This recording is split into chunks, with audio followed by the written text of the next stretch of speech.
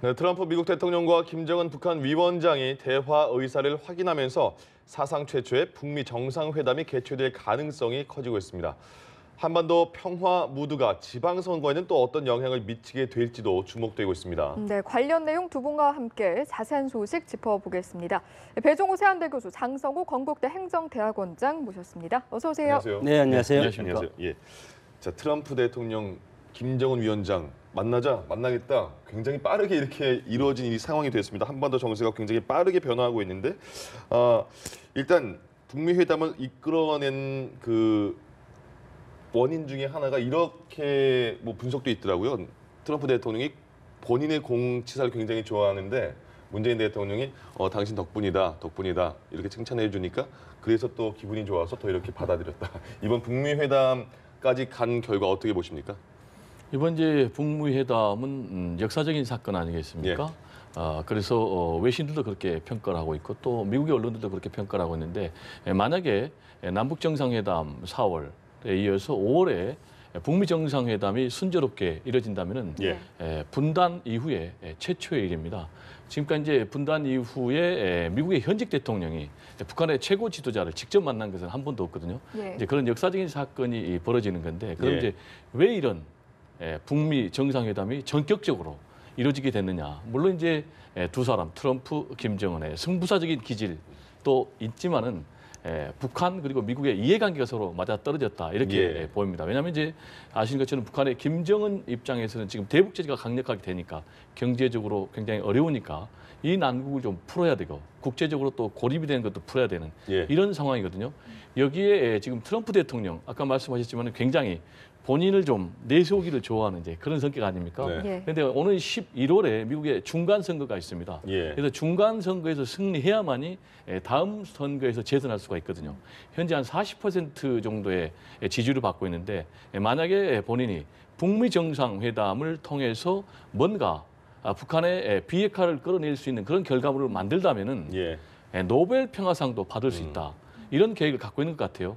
근데 이제 중요한 것은 그러면 이제 북미 간에 불과 서너 달 전만 해도 말 전쟁 해가지고 전쟁의 먹구름이 한반도를 잔뜩 끼얹는 그런 상황 아닙니까? 근데 이런 것을 풀어낸 것은 역시 문재인 대통령의 중매 외교, 중재 외교를 빼놓을 수가 없다. 문재인 대통령 아시겠지만 이제 지난 7월에 베를린 평화 구상을 얘기하면서 일관되게 평화적인 해법을 내세워서 결국은 평창 동계올림픽 그리고 북한의 특사 그리고 미국의 특사를 보내서 이런 결과물을 꺼냈는데 그래서 제가 볼 때 이제 이 부분은 모두가 다 인정하는 것 같고요. 심지어는 야당에서도 물론 이제 홍준표 대표는 좀 반대를 하지만 국민 여론조사 결과를 보니까 71%가 지금 문재인 대통령의 지지를 하고 있거든요. 지난번보다 7% 올랐기 때문에 국민들도 높이 평가하는 것 아닌가 이런 생각이 듭니다. 알겠습니다. 장 교수님은 또 어떻게 평가하십니까? 극적인 타협은 극한 상황에서 나오는 법이기 때문에 지금 문재인 정부는 사실은 타임이 상당히 좋다 그렇게 봅니다. 물론 북한의 핵과 미사일이 벼랑 끝까지 와 있고 북미 간의 직접 대결로까지 지금 갈 직전에 있지 않습니까? 방금 말씀하셨지만 미국의 중간선거가 11월에 있기 때문에 트럼프 대통령도 선택의 시기가 5월로 못 박은 것은 6월 이후에는 북한의 공격을 하든지 아니면 타협을 하든지 그리고 북한의 모든 것을 항복을 받아내든지 핵포기 선언을 받아내든지 이런 것을 트럼프 대통령 입장에서는 6월, 7월까지는 다 끝내야만이 중간선거에 대비할 수 있지 않겠습니까?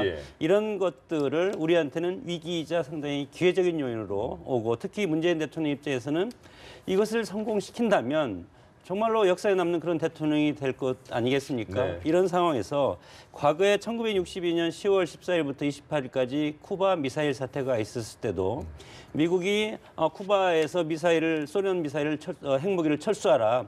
이렇게 극한 대결에서 미국이 승리한 적이 있지 않습니까? 마찬가지로 지금 트럼프 대통령은 북한의 구체적인 약속 이행 없이는 만나지 않겠다. 이것은 ICBM을 비롯한 미사일을 포기하라. 이런 선언까지 지금 트럼프 대통령이 요구하고 있기 때문에 지금은 만나냐 안 만나냐 만날 것이다. 이렇게 가지만 결국은 이것이 만나지 않고 또 다른 흐트러진다면 이 큰 데미지는 훨씬 더 크게 다가올 가능성이 크기 때문에 지금은 아직까지는 좀 당분간 이 추이를 지켜봐야 된다고 봅니다. 알겠습니다. 사실 이런 외교적 상황들이 우리나라로서도 현재 6.13 지방선거를 앞두고 있기 때문에 좀 현 상황이 선거에 있어서는 좀 어떻게 작용할지 좀 관심이 모아지고 있거든요. 네, 선거에도 저는 이제 굉장히 중요한 예. 변수가 될 거라고 봅니다. 네. 지금까지는 이번 6.13 지방선거에 대체적으로 남북 관계가 역대 통계를 쭉 보면은 예. 남북 정상회담이 현재 여권에 오히려 불리하게 작용을 했었어요. 그 이제 2000년에 DJ 예. 남북 정상회담이 있었지 않습니까? 예. 김정일 북한 위원장하고. 그런데 그 이후에 얼마 뒤에 총선했는데 그때 당시에 야당인 한나라당이 일당 승리하는 이제 그런 결과가 있었고요. 네. 그리고 2007년에 또 노무현 전 대통령 그리고 북한의 김정일 제2차 정상회담이 했는데 이때 몇 달 뒤에 대통령 선거가 있었는데 당시에 이명박 대통령 후보가 530만 표 차이로 승리를 했지 않습니까? 예. 예. 그래서 이제 그걸 보고는 오히려 불리한 것 아니냐라는 주장도 있는데 그때하고 이제 전혀 상황이 다릅니다. 왜냐하면 그때는 남북 관계를 개선하는 것과 동시에 좀 북미 관계가 예. 좀 삐그덕거리면서 한미 동맹이 흔들리는 그런 문제가 있었거든요. 그렇기 예. 때문에 보수 유권자들이 오히려 결집해서 당시에 여권을 견제하는 이제 그런 상황이거든요. 예. 근데 지금은 아시겠지만은 문재인 대통령이 한반도 운전자를 원래 세워서 남북 관계 개선하고 지금 북미 관계를 계속 개선해 가고 있는 이런 상황에서 트럼프 미국 대통령도 여기에 지금 동조를 하고 함께하고 있는 이런 상황 아닙니까? 예. 그래서 오히려 긍정적으로 볼 가능성이 있기 때문에 제가 볼 때는 선거에 도움이 되지 않나. 그리고 실제로 네. 여론조사에도 그렇게 반영이 되고 있습니다. 알겠습니다. 그리고 또 이제 미투 운동이 정치권까지 번지고 있는 상황입니다. 안희정 전 충남지사가 검찰 조사를 마치고 이제 귀가를 한 상태인데요. 일단 기자회견을 열기로 해놓고 2시간 전에 취소를 하고 또 검찰에서 부르지도 않았는데 먼저 가겠다 자진 출두 형식으로 나갔단 말이죠. 예전에 어떤 매체에서는 이렇게 비교도 하더라고요. 지난 2012년에 박지원 의원이 정치자금법 위반 혐의를 받았을 때 기습적으로 대검찰청에 등장했던 그런 걸 따라해서 또 좋은 결과를 얻은 게 아니냐 이렇게 비판도 나오던데요. 이런 어제 안희정 전 지사의 상황은 어떻게 보셨습니까? 피의자 신분에서는 뭐 긍정적으로 검찰에서는 볼 수밖에 없지 않겠습니까? 네, 과거에 나왔으니까. 과거에 우리 뭐 예를 들어서 국회의원 체포하러 가면은 예. 정당에서 결사적으로 반대하고 보호해주는 그런 것들이 상당히 많았고 그렇습니다. 그리고 정당 당사에 보호해놓고 밖으로 내보내지지 않지 않습니까? 예. 이런 거에서 상당히 뭐 전향적으로 내 스스로 가서 내가 조사를 받고 처벌을 받겠다 그런 것들도 자연인인 안희정 전 충남도지사 입장에서는 예. 나중에 법리적인 싸움까지 고려를 하고 법원에서 이제 재판을 받아야 되지 않겠습니까?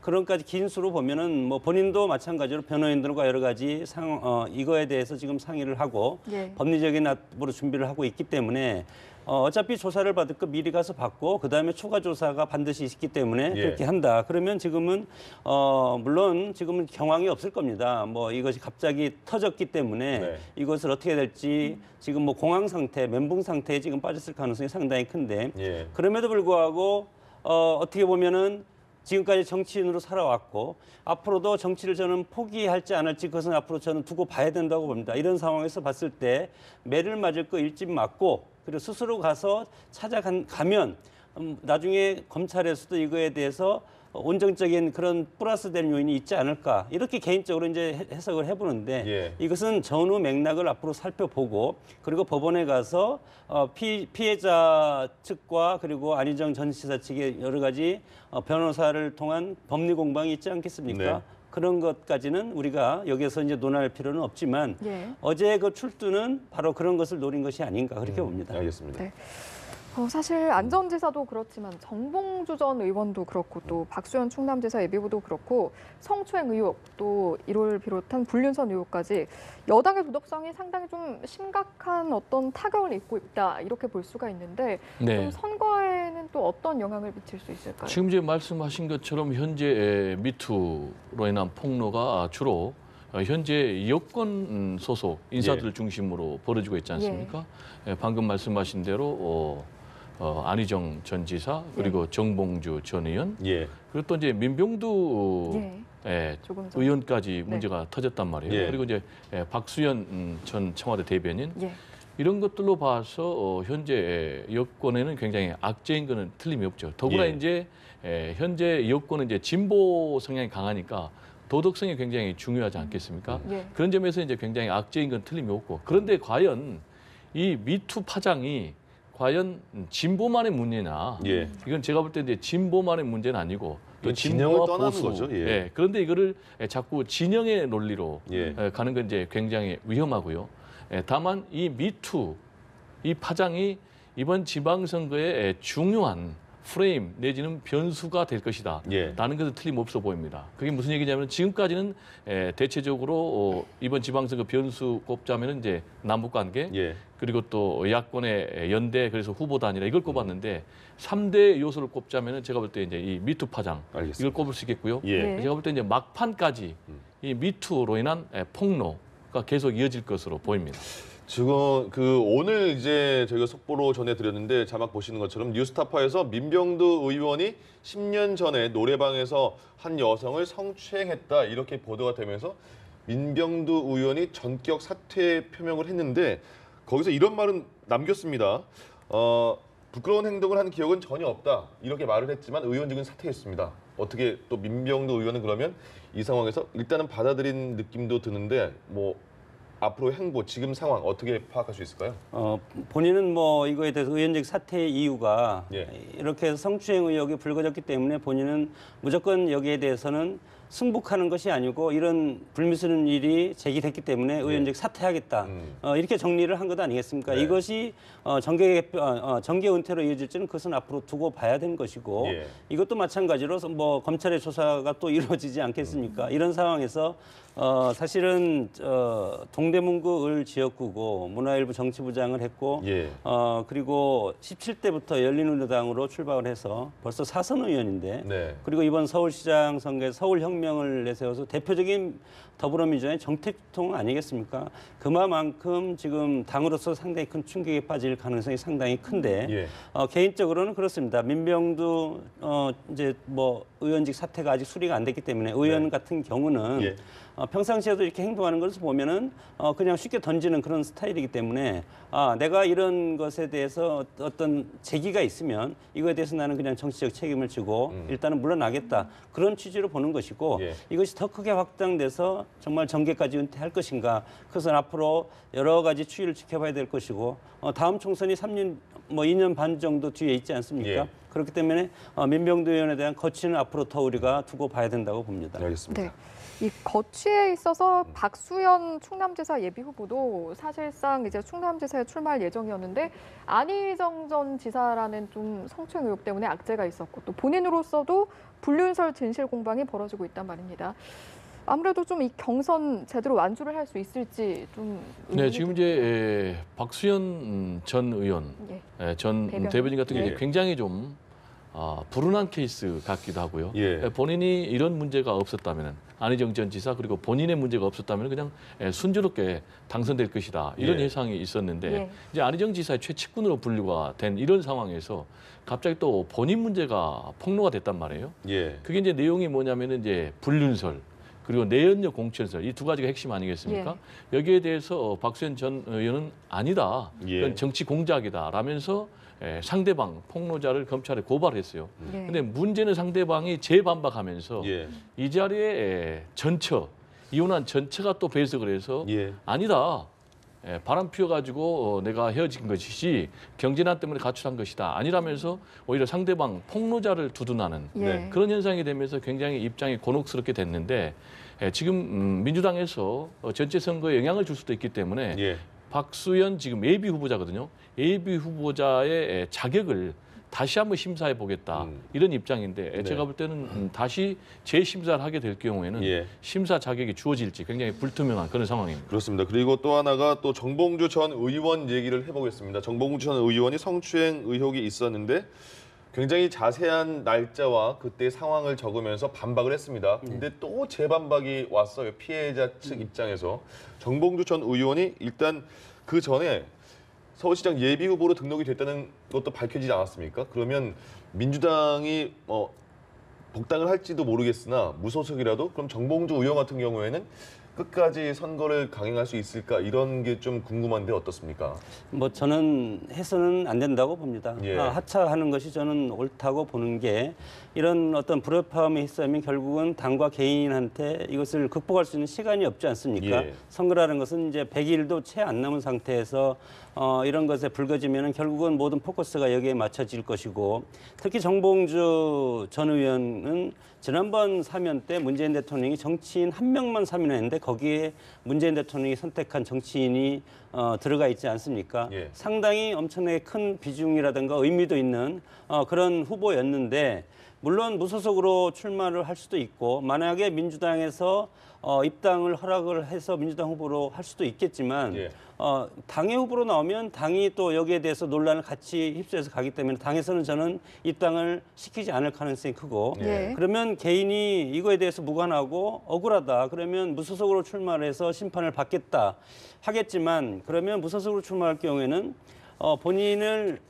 본인이 과거에 몸담아있던 민주당에 대해서 어떤 여권표를 잠식할 수 있는 그런 기제가 작동하지 않겠습니까? 예. 이런 상황에서도 바람직스럽지 않기 때문에 저는 결국은 정봉주 전 의원은 서울시장 후보를 사퇴하지 않을까 이렇게 뭐 조심스럽게 전망합니다. 자, 그렇다면 정봉주 전 의원에 대해서 이런 평가를 해주셨고 민병도 의원은 지금 의원직도 사퇴한 상황이고 그럼 앞으로 서울시장의 그런 판도는 저희가 어떻게 예측할 수 있을까요?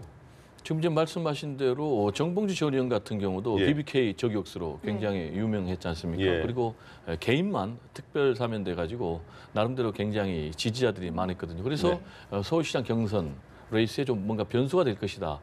라는 그런 기대감이 있었는데 굉장히 흔들거리고 그리고 말씀하신 이제 민병두 의원도 굉장히 이번 처신도 깔끔하고 평가가 예. 굉장히 좋은 그런 의원입니다. 근데 이제 이 두 분이 낙마함으로 인해서 큰 변수가 되겠는데 이렇게 되면은 지금 남은 후보가 예. 지금 박원순 현 시장이 3선 도전하니까 예. 우상호 의원 그리고 박영선 의원 뭐 이렇게 되거든요. 예. 그럼 이제 자연스럽게 오히려 박원순 시장이 후보가 난립하면 본인이 유리할 수도 있었는데 자연스럽게 후보가 정리가 되면서 예. 상대방 후보군들이 만약에 반박원순 연대를 구성을 할 경우에 그리고 또 특히 주목을 해야 될 게 이번에 민주당 지방선거 경선 규정이 예. 결선 투표제가 있거든요. 예. 예. 그럴 경우에는 이게 중요한 변수가 될 수 있다. 이렇게 말씀을 드리고 싶습니다. 알겠습니다. 네, 일단은 좀 인상적이었던 부분이라고 할 수 있는 점이 반대 당사자라면서 좀 질문을 거부했습니다. 그렇다 보니 아무래도 좀 실랑이로 끝난 입당식이 아니냐 이런 평도 있었거든요. 어떻게 지금 보세요? 이제 배현진 아나운서 입당 얘기 예, 말씀하시는데 예, 그렇습니다. 근데 이제 배현진 아나운서 같은 경우에 뭐 본인도 얘기했지만 8년 동안 MBC 메인 앵커 아니었습니까? 예. 근데 지금 이분이 주장하는 게 뭐냐면은 언론 자유를 예. 위해서 그리고 좌파 정권의 언론 장악을 막기 위해서 본인이 지금 한국당에 입당을 했다 이렇게 얘기를 하거든요. 예. 지금 이제 안타까운 것은 대한민국 언론의 현실이 진영으로 나눠져 있다는 거예요. 이거는 이제 굉장히 대한민국 언론 발전 또 국가 발전을 위해서 바람직하지 않는데 현실적으로 지난 역대 보수 정권, 이명박 박근혜 정권 9년 동안에 똑같이 언론을 굉장히 장악을 한 예. 그런 게 부인할 수 없는 현실이거든요.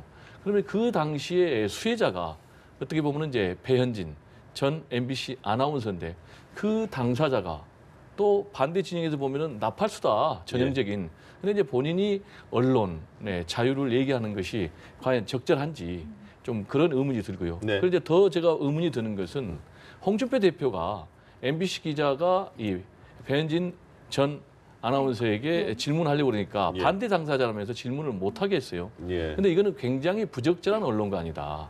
기자는 개인이 아니고 사실 사회의 공기인 언론을 대표해서 나오는 공인인데 이걸 반대 당사자라고 하는 것은 전형적인 이거야말로 진영 논리거든요. 예. 그러면 본인들이 이 진영 논리를 뛰어넘어서 언론의 독립을 부과하자는데 지금 정반대 논리로 나오기 때문에 예. 이런 언론관은 하루빨리 좀 고쳐야 되지 않나 이런 생각이 듭니다. 알겠습니다. 그리고 마지막으로 이제 딱 1년이 됐습니다. 박근혜 전 대통령이 탄핵된 지가 1년이 됐고 여기에 대해서 뭐 여야의 반응은 또 상당히 다르거든요. 굉장히 바뀌었다는 것도 있고 나아진 게 없다 이렇게 했습니다. 두 분께 마지막으로 박근혜 전 대통령 탄핵 1년 이후 또 1년이 지난 게 아닙니까? 그 1년간의 그 상황 변화 그리고 우리의 발전 어떻게 평가하고 계시는지 궁금합니다. 먼저 하시겠어요? 예. 민주주의 국가는 의회 민주주의라고 하듯이 국회에서 입법화를 통해서 개혁을 뒷받침하지 않으면 아무것도 할 수가 없고 국민들이 민주주의 가치를 향유할 수가 없는 건 정치 시스템인데 예. 물론 박근혜 전 대통령의 탄핵으로 말미암아 정치 지형이 완전히 무너졌고 그 수혜로 촛불 민심을 통해서 문재인 대통령이 탄생을 했지만 네. 민주당 정권은 사실은 국회에서 소수당 아니겠습니까? 이런 상황에서 국회에서 협치를 하지 않으면 앞으로 적폐청산이라든가 이런 것이 제도화되고 국민들이 이런 것들을 향유할 수가 없는 촛불 민심을 향유할 수가 없는 그런 상황으로 가기 때문에 앞으로 지난 1년도 중요하지만 앞으로 국회에서 여야가 어떻게 합의해서 새로운 개혁 입법을 만들어내냐 예. 이런 게 상당히 중요한데 그런 것들이 지금 선거도 있고 여러 가지 여야가 프레임 싸움으로 지금 갇혀 있기 때문에 이런 것들이 지금 눈에 보이지 않습니다. 그래서 외교는 외교 그리고 문재인 대통령 뭐 북한의 핵과 관련해서 북미 대화 이런 건 등거리 외교는 상당히 잘하지만 예. 내부적으로 협치가 상당히 큰 관건이고 앞으로 여야가 국회에서 국민을 위한 어떤 협치, 입법화 이런 것들이 이루어지지 않으면 정말 예. 촛불 민심이 사라질 가능성도 있다고 봅니다. 그렇기 네. 때문에 결국은 정치인들이 이것을 어떻게 해서 국민의 준엄한 명령을 실행하냐 그거에 따라서 앞으로 우리의 초점을 앞으로 그런 쪽으로 흘러가야 된다고 봅니다. 예, 배 교수님도. 네, 저는 이제 탄핵 1년을 맞아서 대표적으로 달라진 게 뭐냐 네. 세 가지를 말씀드리고 싶은데 일단 첫 번째가 정권이 교체됐지 않습니까? 그리고 두 번째 적폐가 과감하게 지금 청산이 되고 있지 않습니까? 그리고 세 번째로 남북 관계가 획기적으로 개선이 되고 있지 않습니까? 예. 이 부분은 이제 대표적으로 달라진 거다. 이렇게 말씀드리고 싶고, 그럼 이제 남아 있는 과제는 뭐냐? 그러면 결국 이제 여태껏 계속해서 대통령들이 실수하고 감옥에 가고 이게 결국은 제왕적 대통령제 때문이다라는 지적이 여야 간에 예. 다 있지 않습니까? 네. 그래서 반드시 개헌을 해야 된다라는 그런 이제 국민적인 여론인데 이 부분이 여전히 진행이 되고 있지 않다. 따라서 반드시 개헌을 통해서 이 제왕적 대통령제를 바꾸고 권력구제를 그리고 국민의 기본권 또 지방 분권을 반드시 실현을 해야 된다. 그리고 동시에 국민 보다 더 나은 삶을 위해서 입법을 통해서 개혁 입법을 통해서 이런 것들이 좀 구체적으로 실현이 돼야 된다. 이런 말씀 좀 드리고 싶습니다. 알겠습니다. 마지막으로 박근혜 전 대통령 탄핵 1년까지 평가를 들어봤습니다. 배종호 세한대 교수, 장성호 건국대 행정대학원장 두 분과 함께했습니다. 고맙습니다. 고맙습니다. 네, 감사합니다.